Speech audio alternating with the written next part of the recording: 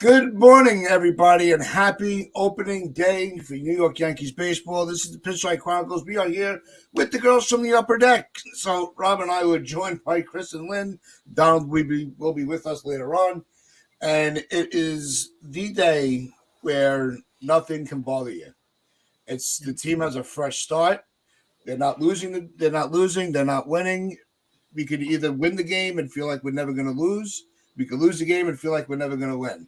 It's just it's the best day ever. I was trying to explain to people that don't know why we make such a big deal out of opening day. Like why do baseball fans consider this such a holiday? And I wanted to throw that question around to start. So, Chris, what when people ask you why opening day is special, what do you tell them? I tell them that it means spring to me. It means new life. It just means fresh everything. So as you said, it's a clean slate. There's nothing more fun than having the playing field all equal right now. Everybody's at ground zero. It's just so exciting to see what happens from here today. Yeah. Rob, what about you? It's the start of a new year. We're all looking forward to it. Spring training's finally over, and we're just ready for the season to start. The games matter, and we're ready to be happy or complain one way or the other. That's what we're gonna do for 162 days out of the year. So I'm ready for it. Lynn? And there will be both. We know this, and we know which one there'll be more of. But yeah, same. And also, I just feel like a bear whose hibernation is over, and finally out of the cave, and life is going to happen again, because baseball is life for me. And for I think all of us that are so fierce about the game and the team. So, and it's also exciting that typically there's some change, something new, something that went away, which which might be a celebration or not. And it's an opportunity. It's a whole new opportunity. Wipe the slate clean, although we'll never actually do that because we'll have our grudges also. But yes, it is a national holiday in my world. And always the first vacation request day I put in every year. Because it's also the biggest day where every fan will exaggerate. Like I was saying, if something goes wrong, oh my God, this is going to derail the whole season. It's game one of 162. If you win in a blowout, it's the opposite. It's like nothing's going to go wrong this year. And it always will. And good morning, LI. And part of one of the things that a lot of fans like to really exaggerate and overthink and try to really analyze deeply is what's the lineup going to look like? Who's going to play? We can't, I don't want to see this player. I was really hoping to see that player, and the lineup's already out. So let's run through the lineup real quick and then give our thoughts on it. So we have leading off is LeMahieu at second base. We have Judge in center field, Rizzo at first, Stanton's in right field, Donaldson's at third, Torres is DHing. Batting seventh is Cabrera in left field, Trevino behind the plate, and Volpe at shortstop batting ninth. And I actually do like this lineup. I had Donaldson in my lineup a little further down, but the way he ended the spring, you knew they were just going to put him where they normally would. But I actually like this lineup. No, this is a great lineup. Yeah, I think it's the best lineup you can put out with who we have available. There's no Aaron Hicks, and there really isn't no other option out there that would be an improvement to what we have out there right now. So this is the best starting nine they can put out there at the current moment until we get Bader back, and then things will look a little bit different. But for now, this is as good as you can possibly have it. Yeah. And I think that it's also smart. My first reaction was like you sort of mentioned, Tats, about the order, but I think it's good to put Donaldson where he's accustomed to being, like setting him up for success in that way, whatever minimal effect that might have. And I stopped for a second about Volpe at the ninth, but you know, he's probably well positioned there because of his batting and speed, so that if the order goes back around, there's something happening. Yep. So it's like a Christmas present. It's like something on my wish list that I came down the stairs and it's there under the tree. and Booney actually following through on some things that he said on interviews recently. Before we go, Donald, happy opening day. Hey, happy opening day, everyone. Good to see you, Chris. Good to see you, Lynn. Good to see you. You guys are doing some really good work with Upper Deck, so congratulations. Thank you. We're just Yeah, trying to live up to your reputation. So, Donald, did you catch the lineup yet? I haven't. Read it out for me, All right, baby. we'll run through it again because it's already out. So, leading off is LeMahieu at second, and Judge in center, Rizzo at first, Stanton in right, Donaldson at third, Torres is DHing, Cabrera's in left field, Trevino's behind the dish, and Volpe's at short, batting ninth. I mean, how fire! And you know why he's clapping? Because there's no Hicks. That is awesome. What a beautiful lineup. I What a know. beautiful. Congratulations to Aaron Boone. That is a beautiful lineup. I never doubted you for a second, my guy. Maybe our manager's turned over a new leaf. Bookmark this. That's a great lineup. I would take that lineup every day. That's a very, very good lineup. Very, very proud of the organization that Aaron Hicks isn't out there, and we're still seeing. We've still got the mix of youth with Ozzie and Volpe, and we got DJ back. Torres is going to be fine there. I like this a lot. I think this is a really smart call from the manager, and it gives me optimism for the year ahead with that kind of lineup. Yeah, the other thing that we started off with, I want to get your take on, and then we'll get back into what the lineup. But the question's always asked to me at work, why opening day is such a big deal for baseball fans. So how do you explain the opening day hype to people that don't know it? Well, I think opening day is kind of like a fresh start for everyone. Everyone starts from scratch, and you start with renewed hope and renewed optimism, and it kind of gives you the window to the summer ahead, an exciting summer, and you start thinking about all the things you can do, going to games or watching it with your friends or watching it with your family or whatever it is, and just being part of the Yankee family or baseball family in general again for the year ahead is kind of cool, kind of comforting. Yeah, there's something kind of comforting about opening day. You know what I mean? It's like your home comfort. It's like a new fresh start, and everybody starts from zero, so we all start with as good a chance as any. And no, I like it, man. It's a good feeling. It kind of reminds you of your childhood, and what baseball's all about: family, friends, and Yankees. Because, and I think that's spot on. And pretty much all of us had the same sentiment where it's just that fresh start. Nothing's gone wrong, and anything can go right. So it's really that simple. And with the lineup, with Hicks not being in the lineup, that has to be one of the most strategic opening day lineup decisions that Boone has made since his tenure started. Because with the sentiment between him and the Yankee fans, how we just discussed it with him, when you have everybody celebrating that the game is back and the Yankees are back, it's a home game. You can't have, you don't want boos on opening day, and he would have been booed. Exactly. Good point. Good point. Yeah. Highly likely.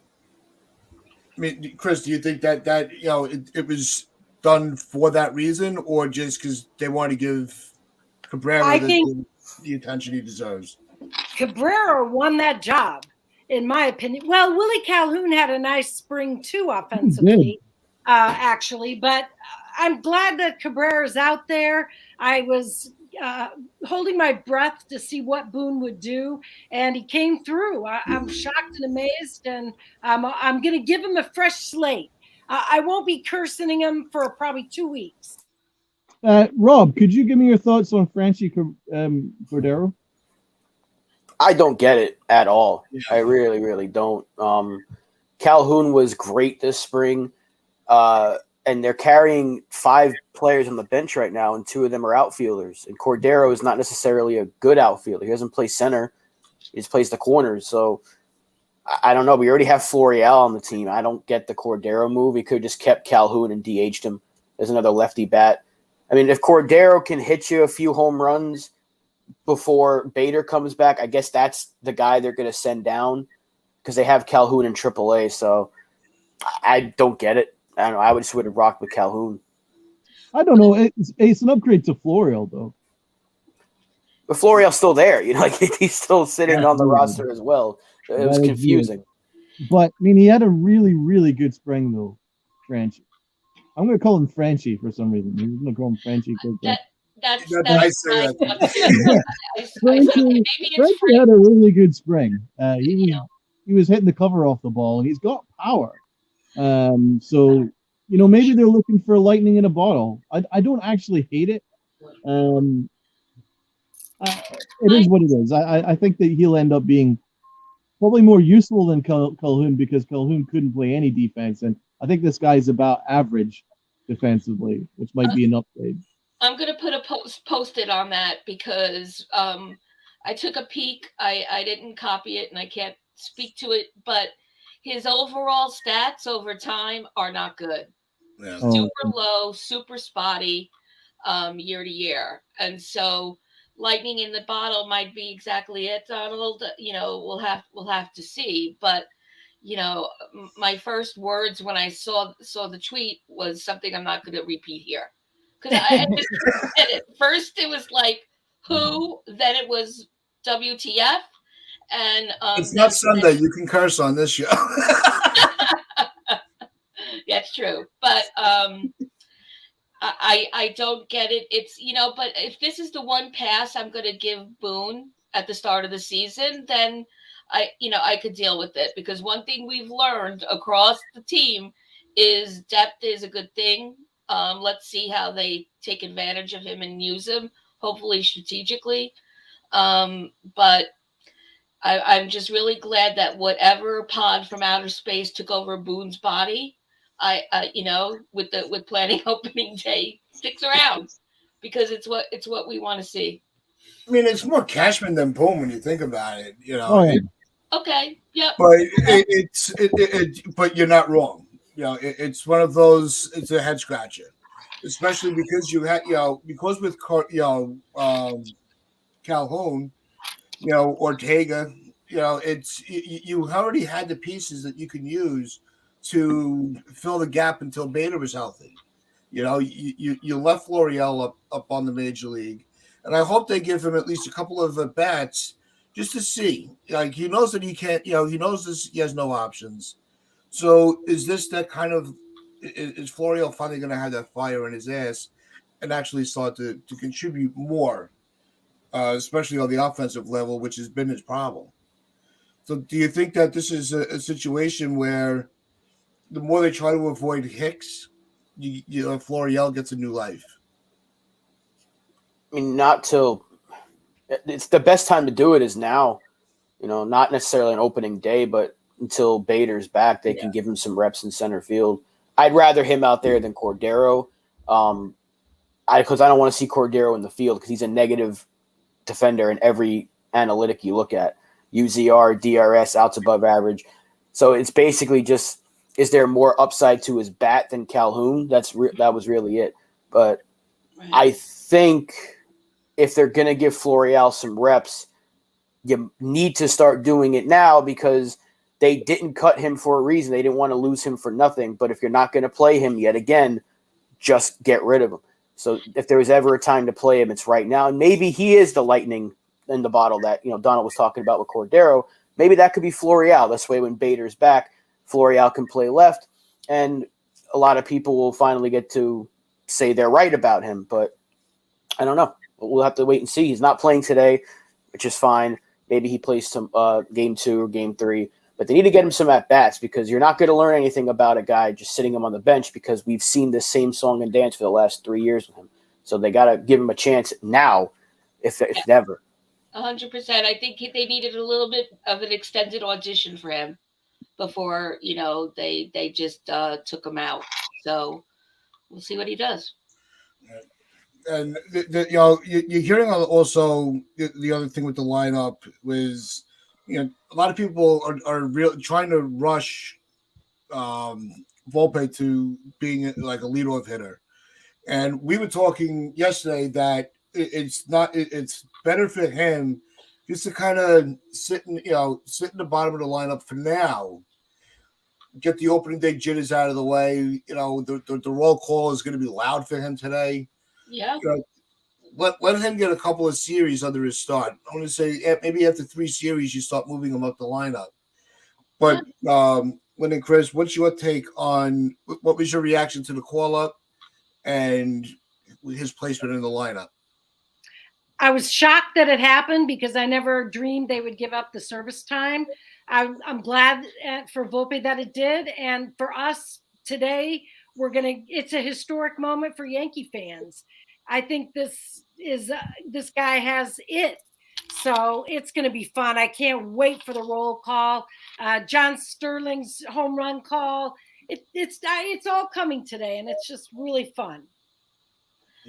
Yep. For me, I was thinking that let's give him some more time. I knew we'd see him this season, so it was a surprise, but a good kind of surprise.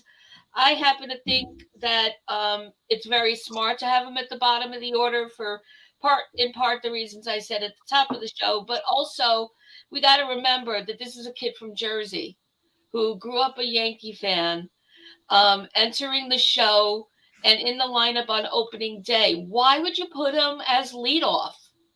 That is like for a seasoned player. And this, we got to remember, this is a kid who, if anything else was in his profile, wouldn't be here yet. And too much pressure. And I think he'll be good at that bottom for that reason. And also for what I said before, but when you need to go around the order and he gets on base or, gets things going with a solid hit, then he's in a good spot and gets some positive reinforcement. And this is my time to acknowledge that he's also a class act because he called my Gardy, waiting for the rolling of the eyes from my buddies. Oh, none. Nope, not yet. He called Gardy to ask permission to take number 11. And this is a young kid who has more class and smarts than a lot of people my age, and that's old. So good on him. He's already repping the pinstripes the way we want somebody coming in to do. I'm excited. I'm here for it. Yeah, LI, one, I'm glad it's not a trade comment because we can't handle that today. But no, Volpe will be a leadoff hitter, I would say, after the next month. I think they're going to leave him in the bottom of the lineup. Let him get his feet wet. There's a whole new added pressure when you are making your debut, when you are that rookie, when you are a top prospect rookie. It's even the pressure could be compounded, and it's even more. He has I really think he has the makeup where it's not going to affect him. He's not going to crumble to the pressure. You're going to see he's going to have, because his knowledge of the strike zone is unbelievable. I forget the exact stat, but it was one of the better numbers that you see in hitters where his chase rate is severely low.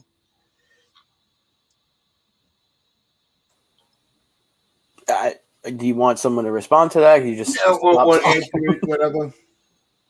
We saw it in spring though. We already we talked about it left and right how good he was, and he has nothing left to prove. Now he's just go out there and do your thing, because I'm not going to be upset if he struggles, because I'm expecting a struggle at some point. It happens to everybody. Every single player will struggle, even the good ones. Aaron Judge had his struggles last year at the start of the season. Remember, he wasn't hitting for power necessarily, and some people were like, "Oh, is this an issue?" And then he hit 62. So if he struggles at the start, there's no big deal.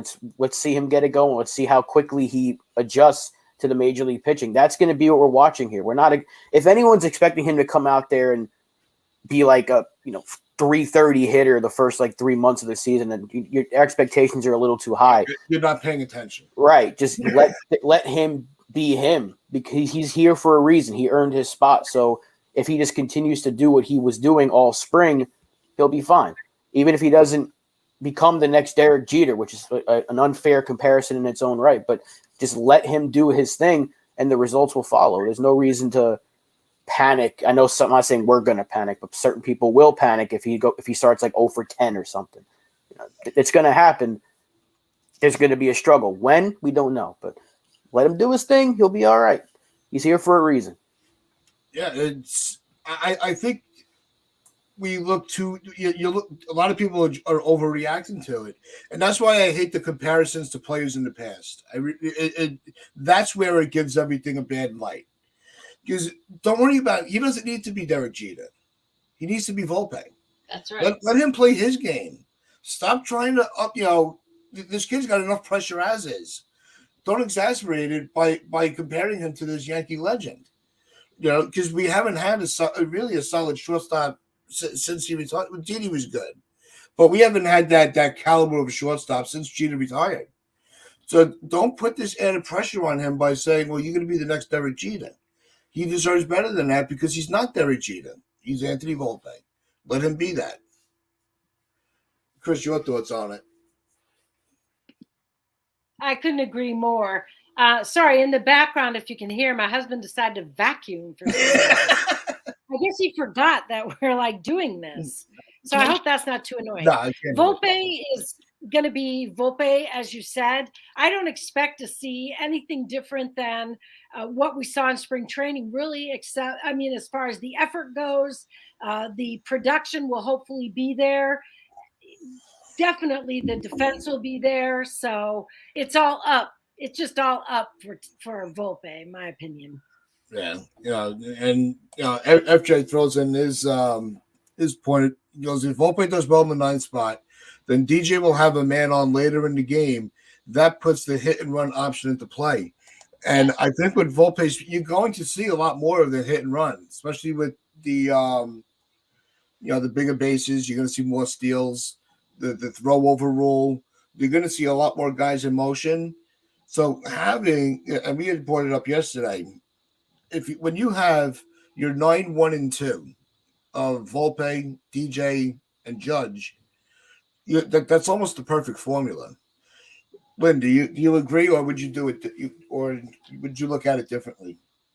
No, I agree with that 100%, and I think we'll see some degree of shifting of lineup order, but not necessarily in the hodgepodge way that was done last season, which we loved so much.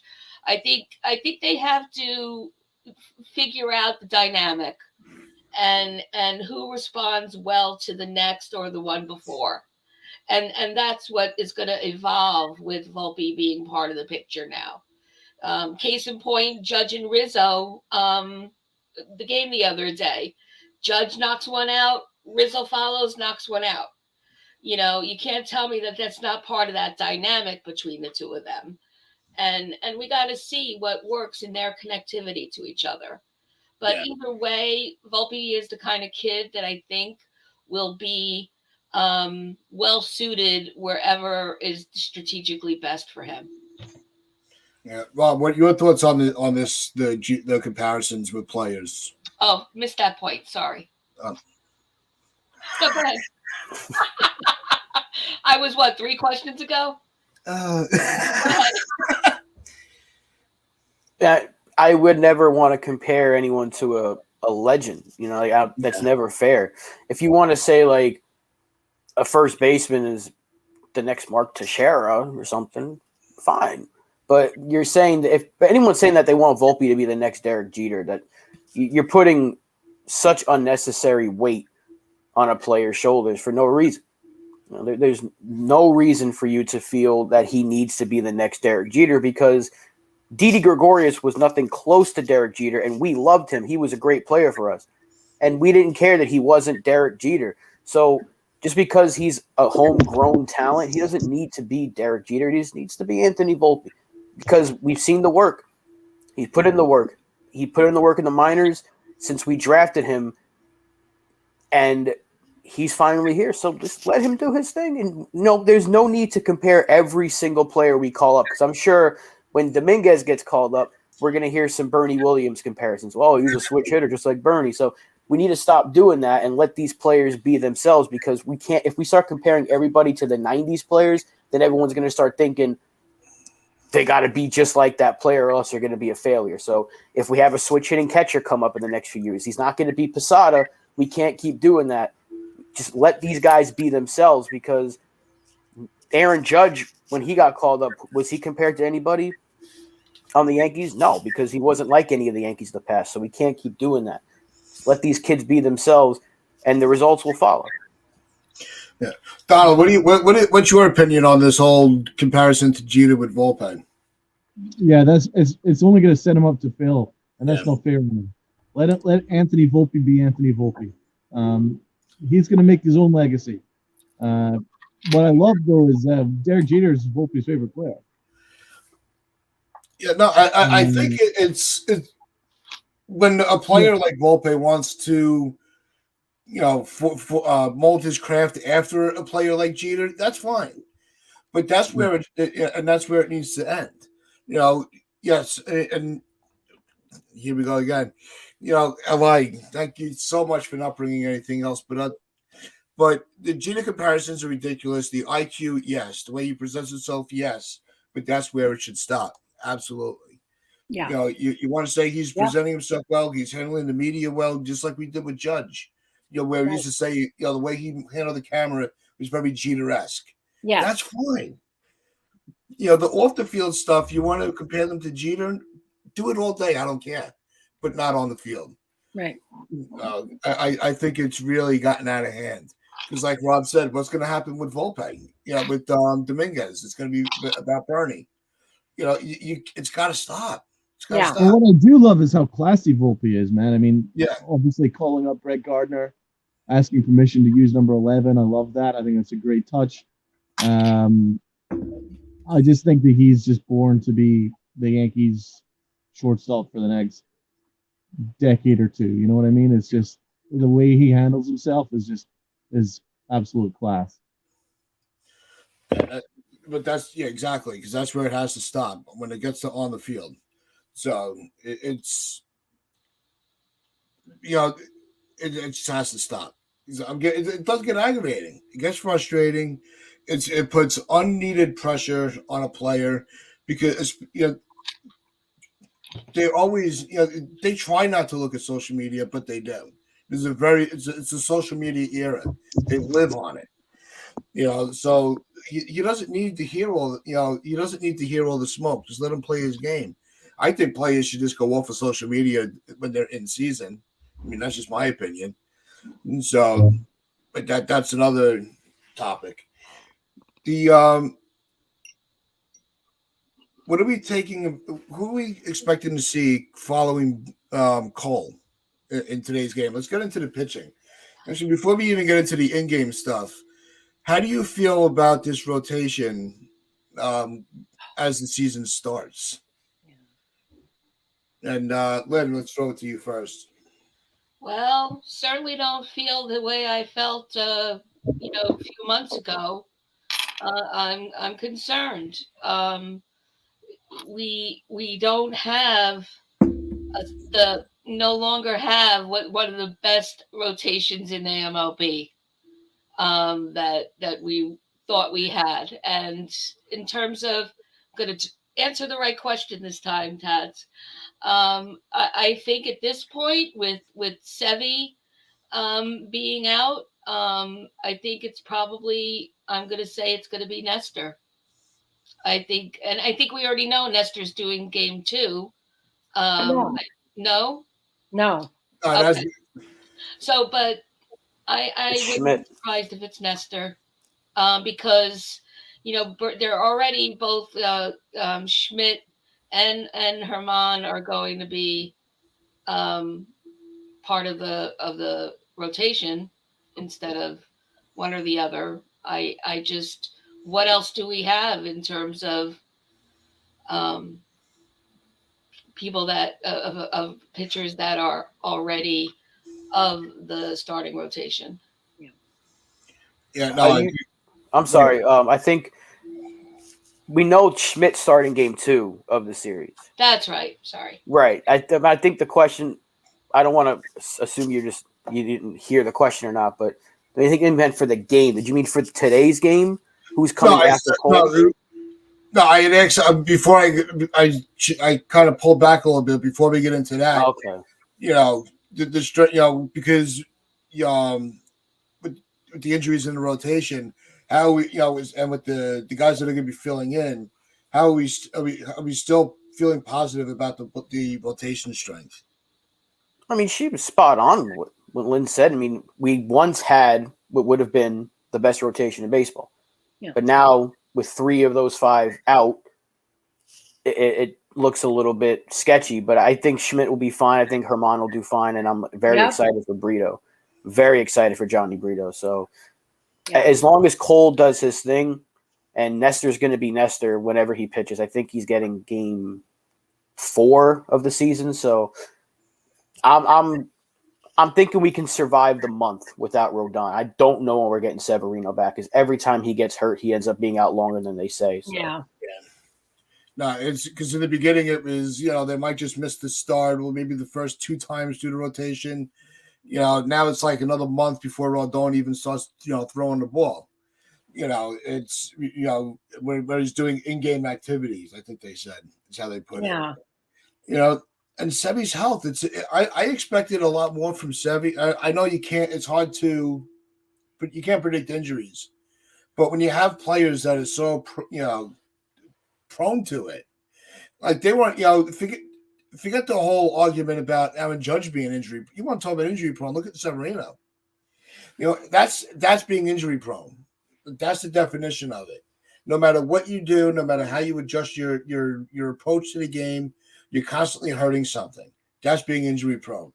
I think Severino is going to injure himself right out of the league. He's not going to get the big time deal that he thought he would, or I thought he can get.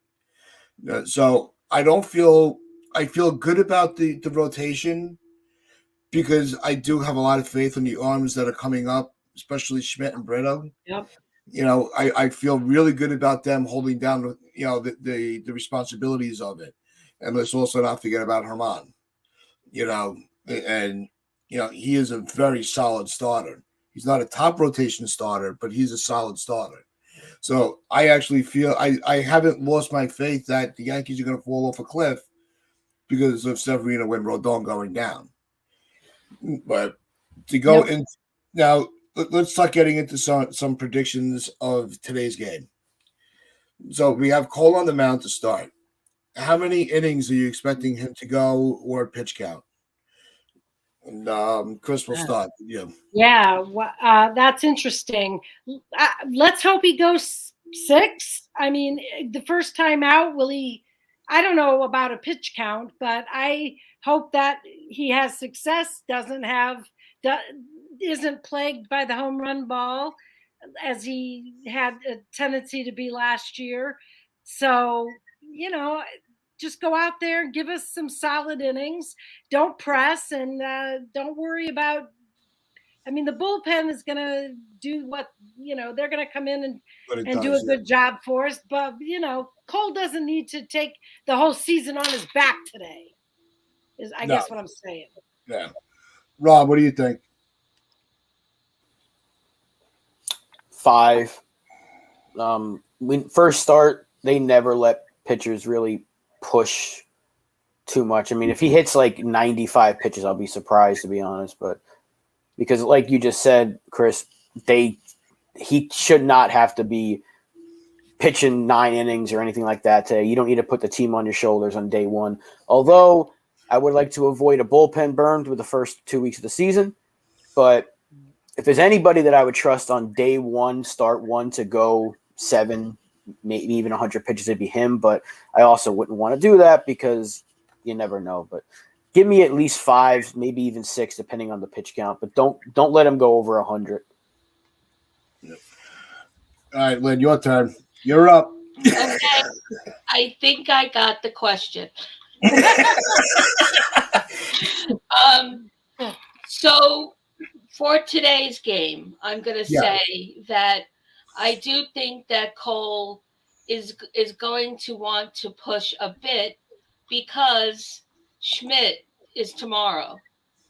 And who do we really have for covering those earlier on innings?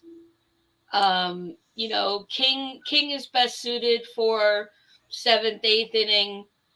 Schmidt was the guy that would come in for the starter to typically cover the first relief spot.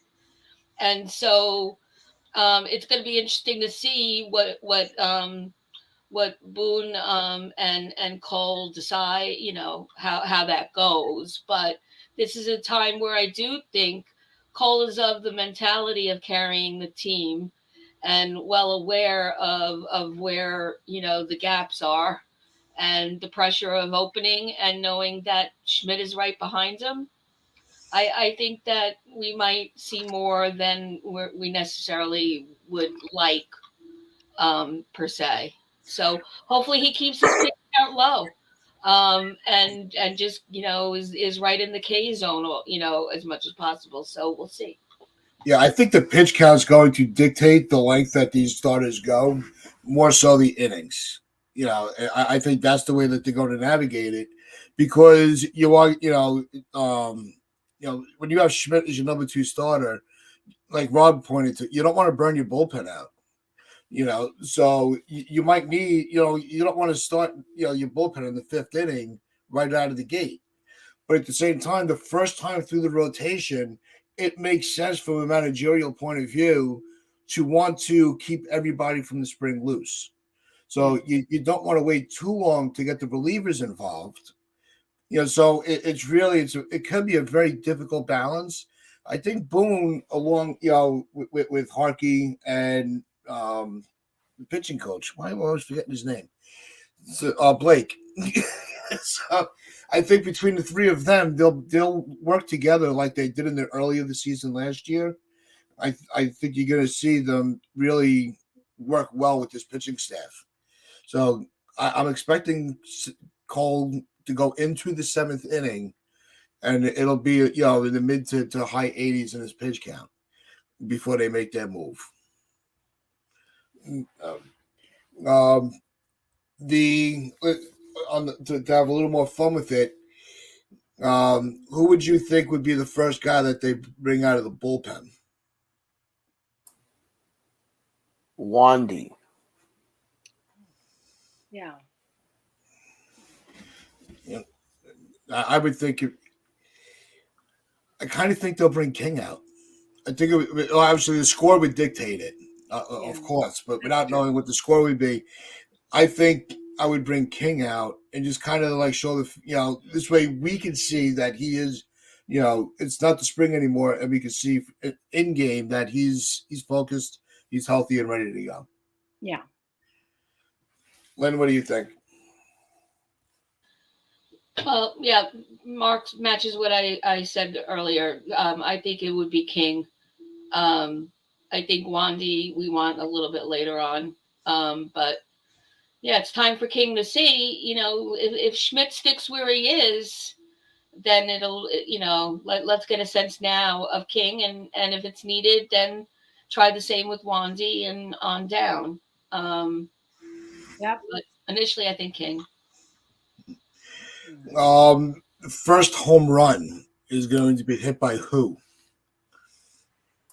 Stanton. Josh Donaldson. I freaking hope not, but okay. It would just prove that Donaldson's back.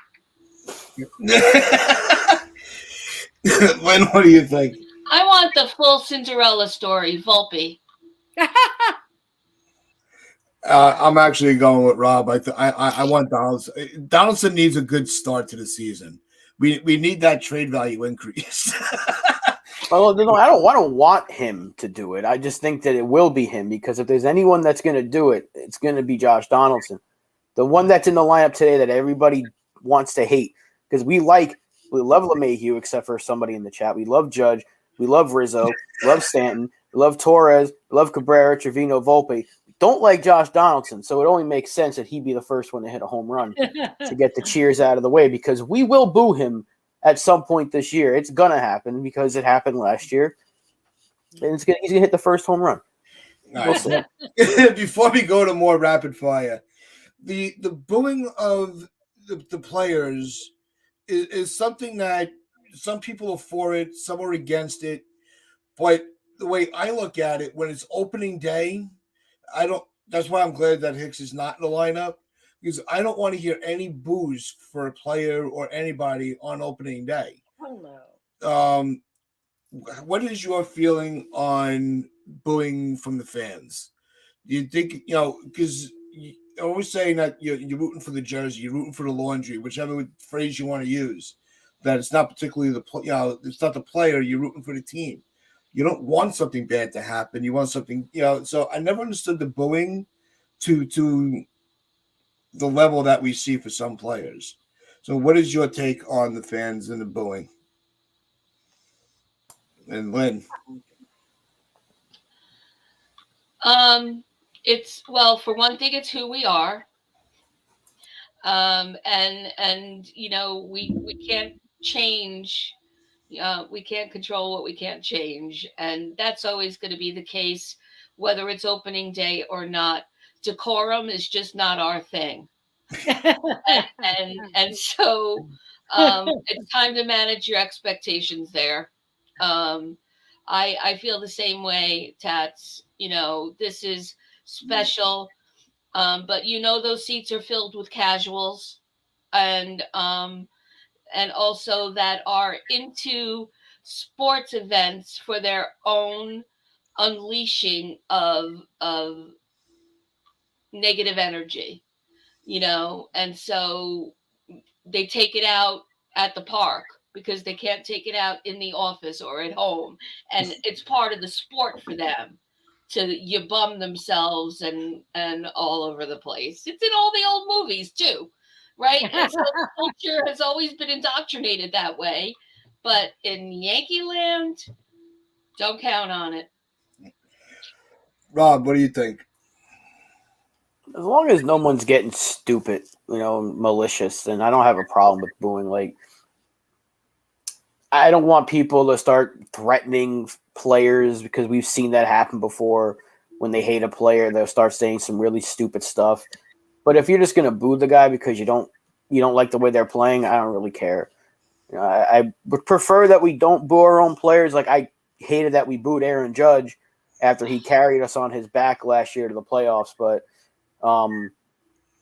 Yep. certain players deserve a little kick in the ass sometimes from the fans. And Aaron Hicks is one of them because he literally gave up on a play multiple times, and he's done it again this spring. So, and Josh Donaldson is also getting paid a ton. And it's not his fault that he's a Yankee. It's Brian Cashman's fault that he's a Yankee. But when you're getting paid a lot of money, you want to see that guy produce, and we don't see him produce nearly enough for $25 million a year. So, I mean, that's why sometimes A-Rod got booed mercilessly. So we expect you to do good things, but as long as no one's getting like really, really stupid about it, then I don't think it's a huge deal because our players don't seem to mind, even though the media will tell you otherwise. Chris, what's your take on the boos? I wouldn't boo my own players. Actually, I wouldn't boo. I would only boo like if someone was unsportsmanlike or did something malicious or vicious on the field. I rarely boo myself, but I don't presume to tell anyone else how to be a fan. So it doesn't bother me. And if the players respond in the way that they should, and that is they see it as a kick in the rear, and they should, but it wouldn't be something that I myself would do. Yeah, and just to give a little clarity, when I had said, excuse me, that I'm not a fan of the booing, it doesn't mean that I'm against it either. Because there are situations like with Hicks, as prime example. Yeah, you earned it. When Stanton, is having 5 strikeouts in a game, that one when he got here and he was getting booed. Yeah, if you're not contributing, we're going to let you know about it. And a lot of players understand and respect that that's what's going to happen when it comes to the Yankees. When it comes to the Yankee fans and in the Bronx, they're going to bring it, and they're going to make you know if they're happy with you or not. Even FJ brings up in the chat is that great players have been booed in New York, Mantle and Rivera, and he's right. I think more so the booing is aimed more towards the situation, not so much the player. It's just when it happens to be the same player all the time, it just lumps in together. But if you go and you make, if you take a strike 3 down the middle, to end an inning in a rally, we're gonna boo you. We're not gonna clap for you because you ended the rally.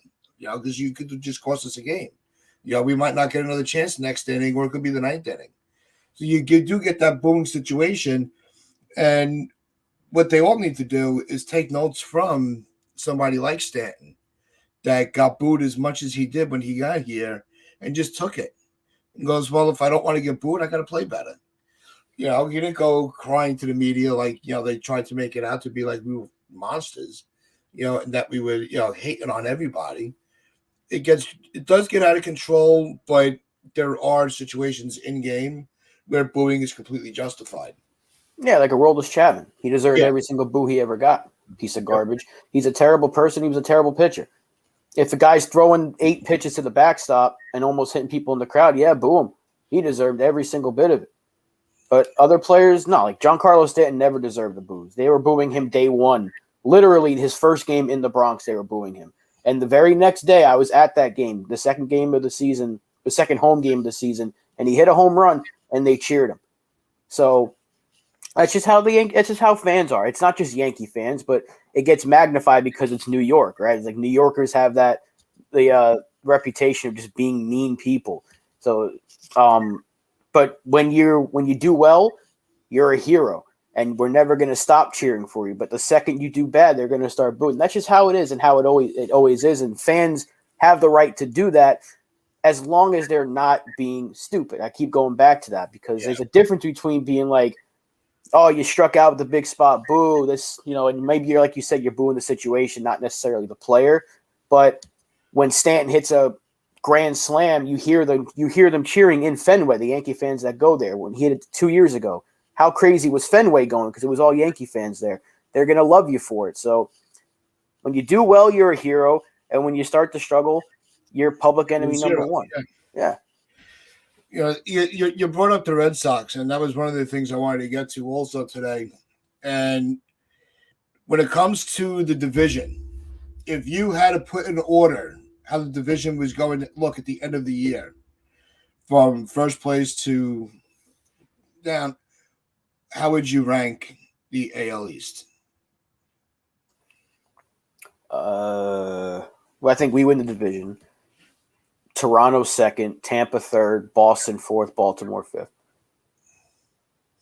Len. I'm going to go Tampa, Toronto,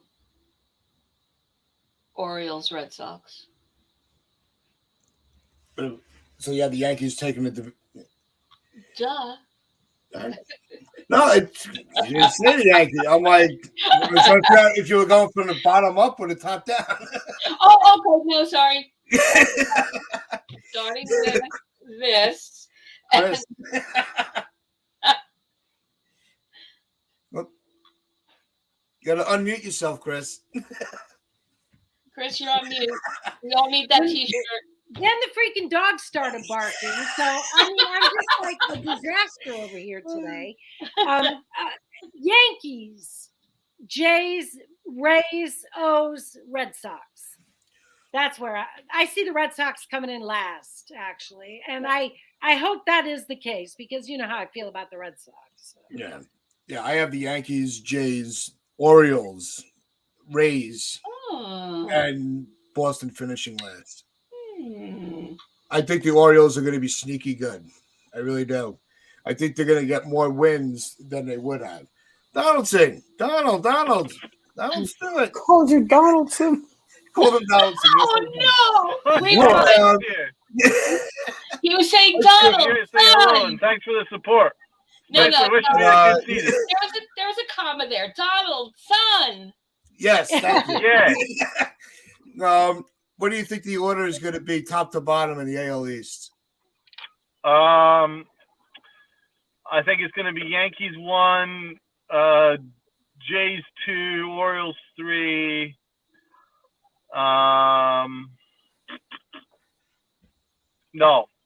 Tampa 3, Orioles 4, Boston 5. Yep.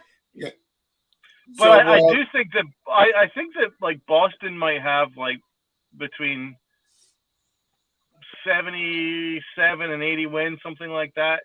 They're not going to be awful, but they're not going to be. I doubt they're going to be above 500. I think they'll be just under 500. I think the Orioles will be maybe just slightly above 500. I could see them being maybe 82 and 80 or something like that. And Tampa Bay maybe like 83, 84 wins. I think it's going to be quite tight. I think the whole AL East will be fairly compact, and I think the Blue Jays should clear 90, and I think the Yankees will clear 90 as well. Yeah, I think it's going to be, and we had predicted it last year, and then the Blue Jays just kind of fell off a little bit and lost steam. But I think it's going to be a dogfight, for the top of the division. And it brings us. Do you guys have a consensus? Or is that kind of your consensus as well, or what have you guys got? Yeah. No, I haven't been tight. I think I was the outlier because I think Tampa is going to be a little bit of a surprise, and it's going to be Tampa in a second. Oh. Blue Jays very tightly behind. Yeah, I have Baltimore in fifth. I think Boston's going to be the fourth spot. I have Yankees, Jays, Rays, Red Sox, Orioles. But I think what's going to happen is you're going to see a team like Boston that's got so many issues with their pitching that they're going to stumble out of the gate. I don't think the offense is going to be electric enough to carry the issues with their pitching. We still don't know what the hell's going on with Sale. He's kind of, I almost forget he's in the league anymore. But I think the way that now that they're structuring the schedule, where now every team plays every team, what is your thoughts on how they cut back on the division games to kind of expand the teams that are all playing each other? I love it. I think it's great. I think it makes it more interesting. I think it's something that the league really needed because it was boring to play Boston 600 times. You know what I mean? Like you get kind of bored. You find yourself playing the Orioles like on 3 or 4 separate series in a whole month, and you'd be like, oh my God, how many more times do you have to keep playing these guys? So it's good that we get to space it out, to maybe travel a little bit more. I'm looking forward to maybe going to Florida, see the Marlins, maybe Marlins, Yankees, or whatever. Chris, is that your dog? Yes, it is. Yes, it is. That's Daisy. That is a cute ass dog. I've got my dog. Cutest. Hi, Show Riley, the come face. see me. Go ahead. Yeah, I mean, Daisy. she wants to talk, and I'm trying to keep her quiet. Okay. Look, two doggies. It's, Yeah. it's opening Oh, day. thank you, baby. Anything goes. Oh, thank you, son. Look, if they could talk, I know they have opinions. They hear enough of us talking. No, I think what the schedule is going to lead to is better competition. You know, Yes. you're not going to have those boring parts of the schedule like Donald alluded to. You know, where you have matchup. You know, how many times do we see in the last month we're playing? You know, Tampa or Baltimore or another team in the division. You know, 4 out of the 5 last series of the year. You know, and it's like, okay, you've been there, done that. Let's see some new faces. So I think that the way they did it, I actually do think that baseball did the right thing because Yeah. it's also going to create better attendance across the league because nobody's going to see Miami unless there's a main market team there. When you have a team like the Yankees now going there, or any other team from the AL that's at the top, you know, having Otani going to Miami, or you're going to see a lot more of attendance. I think it's going to increase. Yep. Not in Miami, you won't. Oh, I'm sorry. No, I was saying Miami will only go unless it's a big team. No one's going to go to watch the Angels play there. And then it's going to be a bunch of fake Marlins fans that are going to go when the Yankees show up anyway. They don't have fans. The Marlins have one of the worst fan bases in baseball. It is, and I say that as living here. They're terrible. They're absolutely terrible. And I really don't care if anyone wants to go after me about that. They suck. They're a terrible fan base. I don't think anybody here is going to argue with you. Yeah, no. I don't think you're having any trouble here, Rob. It's like Tampa Bay. Oops, sorry. I was Go ahead. listening to Buster Olney's podcast this morning about this topic. I think he does the Baseball Tonight one for ESPN.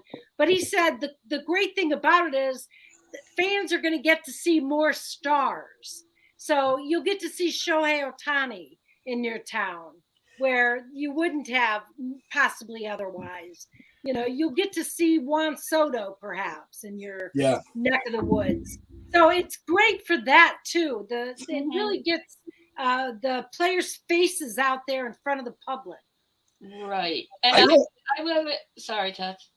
I would say I also like it for in division. I think it's going to really make the winning your division competition that much harder because you're not going to have as many games now. You have to handle your business against these teams with 3 or 4 less games being played. Right. So I think that's really going to put I think it puts an emphasis, especially in the division, for you to have a good April and not just say we'll make up the games against them in September. So I think that you're going to see that as well. I'm going to add that, of course, there's business pros to this or it wouldn't be a thing. But I also think that this provides opportunities during the season to scout out potential championship rivals and potential World Series ultimately rivals and do some scouting in advance and with hope too, so that we see how we handle the Dodgers. And for an example. So I think that I don't know if that was part of the calculation, but there's ways to take advantage of that from a managerial point of view and a scouting perspective as well. Yeah. Yeah, exactly. I think everybody, that's exactly how to look at it. And the other, I want to do some more rapid fire because I always think those are fun. And it's opening day. We're having a party, and pretty soon the alcohol will be flowing. So, Donald, we had the rapid fire before. First home run is hit by who?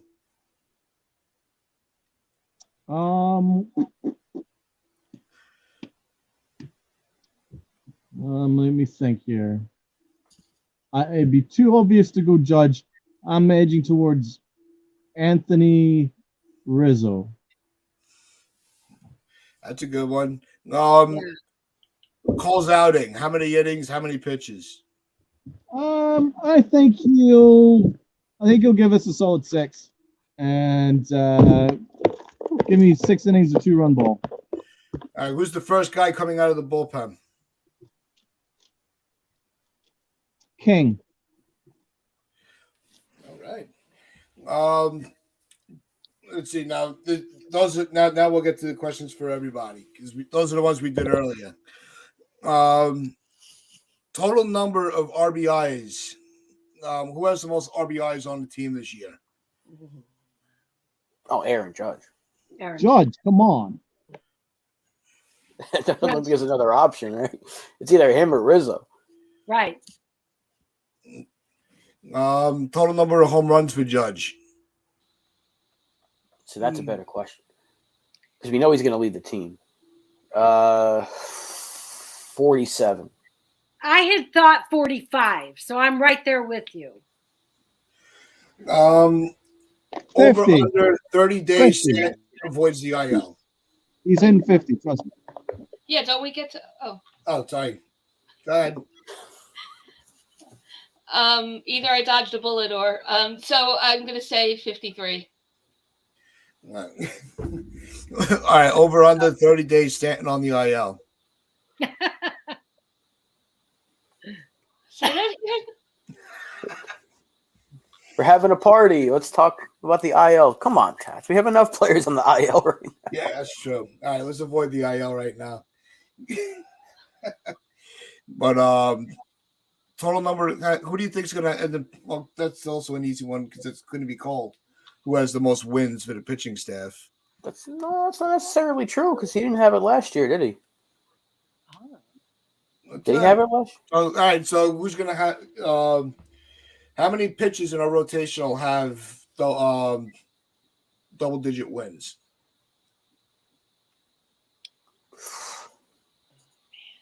And definitely Cole Herman is capable. Those two. Nest 3 at least. If Rodon gets back, then maybe Rodon too. You could say all 5, really. I think at least 3. All right, out of Holmes, Peralta, and I'm going to say Loizaga, who gets the most save opportunities? Holmes. Yeah. And so would you also say that he would have the most saves in that time? One would hope. Yeah. Well, yeah. No, I know it goes hand in hand, but sometimes, you might blow a few and you might have a guy like Peralta that doesn't blow any. So he could always sneak out a few. So Hopefully there'll be a low number of saves needed. Well, it depends on how many games. Yeah. How many games until Boone makes his first mistake? 1. Because he'll start Aaron Hicks game 2. So that'll be No, he was right here, Judge. I was going to go worse and say, does today count? Yeah. Hype beast. How have you been? We don't see you anymore. Where'd he go? Let's get that comment up there. Holmes, he has to redeem himself for last year. And yeah, I think it's going to be Holmes. I think Holmes is going to have a really solid season out of the pen. I also think Loizaga, I think he's going to shake off some of the bad vibes from last year. But yeah, I'm just happy to see Hypebeast in the chat because once we started doing our live shows, Hypebeast has been here from day one. And so it's good to see him in here. Happy opening day. And no, I think the bullpen's gonna be solid. So if you had to set up your 7, 8, 9, who would you go with? It all depends on the situation, right? Because ideally it would be Loizaga King. Sense. Yeah, Loizaga King Holmes would be my 7, 8, 9. And if he was healthy, I'd have Efros pitch the 8th or the 7th actually, but he's not. Loizaga King Holmes. When? I'd say the same, except I'm anticipating that we might need King sooner, like we talked about earlier. So I'm gonna go Peralta, Lowe, Holmes. See, I would go Loizaga, Peralta, Holmes. That- And as much as I really want to see Peralta as my closer, I think putting him in the eighth between two righties, I think could really disrupt any moves that the opposing manager might make to the lineup. Because you're not, and Peralta could get righties and lefties out. I'm not worried about Peralta at all. I thought he was one of the more impressive pitchers we saw last year. He was a key factor to us getting as far as we did in the postseason. A lot of people forget that. High Piece brings up brings one up. How long before Castro makes a trade? Ah, That could happen like tomorrow, for all we know. It won't be long because a lot of people think that the Yankees are still not done with this roster Right. because we're only carrying, I think, 12 pitchers right now. Yeah, you're allowed 13 on each. So, well, we have a 5-man bench, so there's a very good chance that they make something happen for a Yeah. relief pitcher. So it could be a day, bro. We could be talking about a trade tomorrow. Yeah, I think it's going to happen within the next 2 weeks. I think the trades are going to start coming a lot quicker this year. Chris, what do you think? I agree. We're still, we have a log jam. And like you were saying, we have, the bench is full at the moment, and it's time to maybe make that move. We've been waiting. Make the move, Cashman. Len? I say definitely by tax day. I'm putting April 15th on the map, and possibly sooner with everything we talked about with Florial. And so, yeah. All right. Then one last go around before we head out. What's your favorite thing to do on opening day? Like what is that thing you do every year, no matter where you are? Chris. I put on my Yankee jersey. I watch the game. I love to score. I love to sit and score the first game and just take it out, soak it in. That is such a lost art. Scoring a game is fun. I It haven't is a done that blast. for years. Rob. Enjoy it. Enjoy that it's back. I mean, ideally we win the game, of course, but even if we lose, just sit there and enjoy baseball, meaningful baseball for the first time in the season. And overreact, really, because we say it's the first game. It doesn't. It's one of 162. We're going to overreact. So let's get ready to overreact. Let's have fun. It's baseball season. We're finally back. Yeah, no, the one thing I do every year, and I've mentioned this every year that we've been doing this, I always leave a shot on the table for the military. That's my ritual. And I don't have it until the game is over. So that's my go-to thing that I do. Hypebeast, call in sick. Well, believe me, as soon as the schedule came out, my boss knew I was taking off before I did. I have not worked on opening day for 15 years. So I always take the day off. I sit home in front of the TV. Actually, for this year, I am going out to a bar.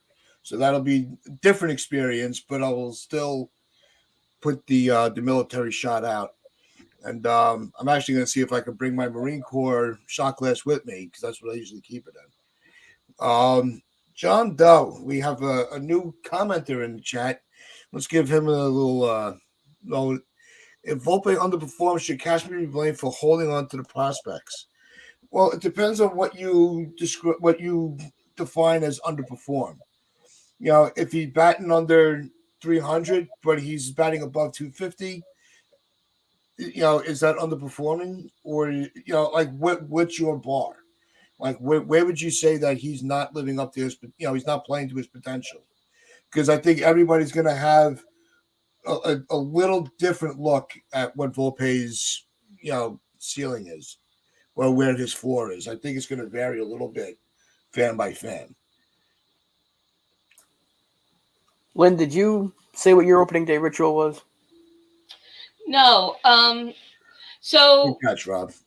I'm not typically a superstitious kind of person, but when it comes to Yankees baseball and important things, all games are important.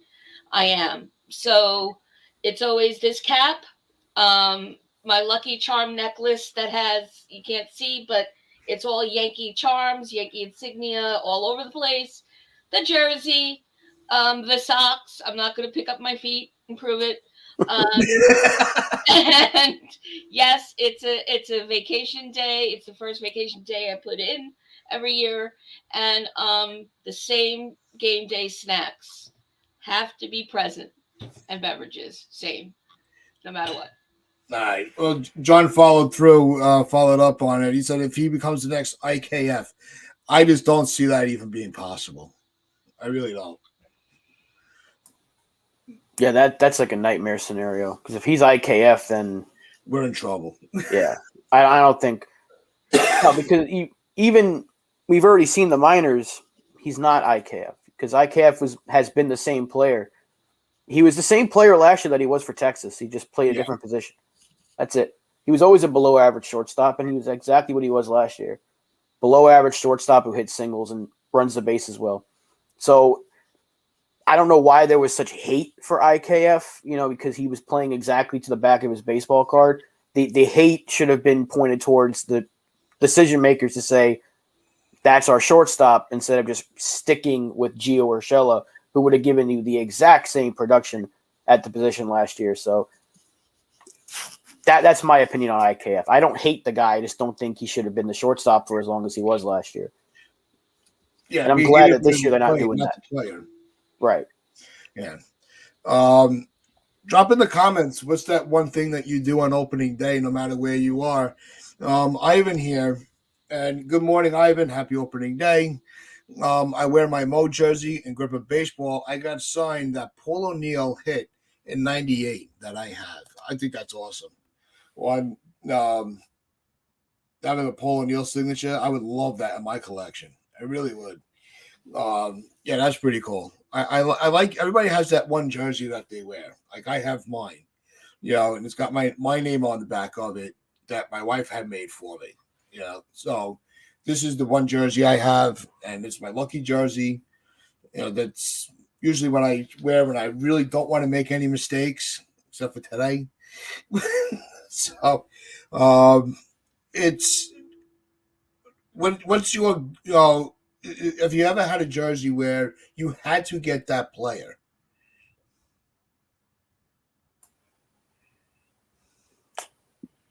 Yeah, I had to have Andujar's jersey. Look what that got me. Stop buying jerseys. Well, this is where the benefit of not having names It really does. comes in. But I will admit, the one I'm wearing right now is Judge, and his name's on the back. I couldn't care less. But there are some, like I have, like Didi. I don't care that his name's on the back because I love Didi.